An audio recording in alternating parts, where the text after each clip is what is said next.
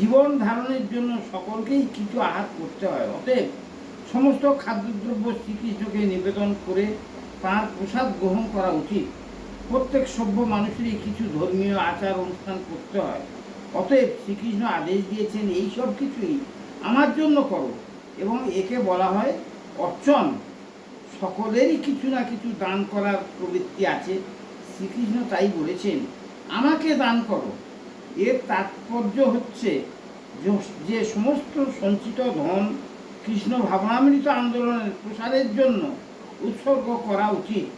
আজকাল ধ্যানযোগে পদ্ধতির প্রতি মানুষের অভিরুচি উত্তরোত্তর বেড়ে চলেছে, কিন্তু এই যুগের পক্ষে তা বাস্তবসম্মত নয়। কিন্তু যে মানুষ জপমালায় হরে কৃষ্ণ মহামন্ত্র জপ করতে করতে 24 ঘন্টা শ্রীকৃষ্ণের ধ্যানে নিমগ্ন থাকার অভ্যাস করেন, তিনি নিশ্চিতরূপে পরম যোগী।